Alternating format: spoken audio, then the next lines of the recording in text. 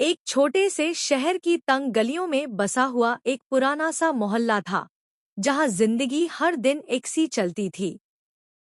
सुबह की चाय, दोपहर की धूप और शाम की थकान, सब कुछ जैसे तयशुदा था। उसी मोहल्ले में रहती थी एक छोटी सी बच्ची, नाम था अनु।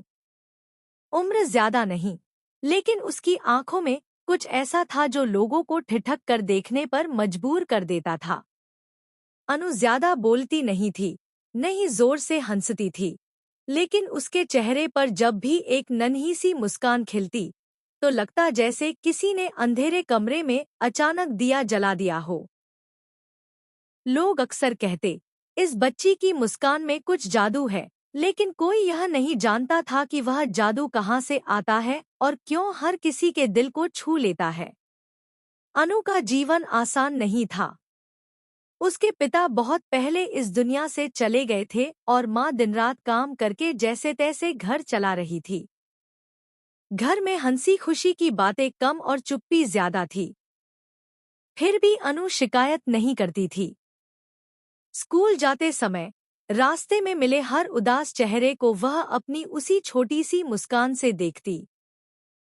कई बार लोग बिना कारण ही हल्का सा मुस्कुरा देते, जैसे उन्हें खुद समझ न आ रहा हो कि वे क्यों मुस्कुरा रहे हैं। यह बात धीरे धीरे पूरे मोहल्ले में फैलने लगी कि अनु की मुस्कान किसी दवा की तरह काम करती है, बिना बोले, बिना छुए, सीधे दिल पर असर करती है। लेकिन कहानी यहीं तक सीधी नहीं थी। उसी मोहल्ले में एक बूढ़े अंकल रहते थे, जिनका नाम था श्यामलाल।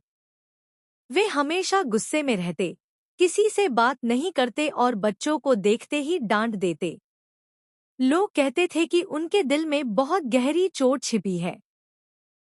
एक दिन अनु गलती से उनके घर के सामने गिर गई। उसके घुटने में चोट लगी, आंखों में आंसू थे, लेकिन जब श्यामलाल बाहर आए, तो अनु ने रोते हुए भी उन्हें वही नन्ही सी मुस्कान दे दी। उस पल कुछ अजीब हुआ। श्यामलाल के हाथ कांप गए, आंखें भर आईं, और बरसों बाद उनके चेहरे पर एक सच्ची मुस्कान लौट आई। किसी को समझ नहीं आया कि उस एक पल में ऐसा क्या था, लेकिन श्यामलाल के भीतर जैसे कोई टूटा हुआ दरवाजा खुल गया हो। धीरे धीरे अनु की मुस्कान से जुड़ी बातें और गहरी होती चली गईं। स्कूल में एक उदास टीचर, अस्पताल में दर्द से कराहता एक मरीज, सड़क पर बैठा एक थका हुआ मजदूर, सबने कभी ना कभी उस मुस्कान को देखा और महसूस किया कि उनका बोझ कुछ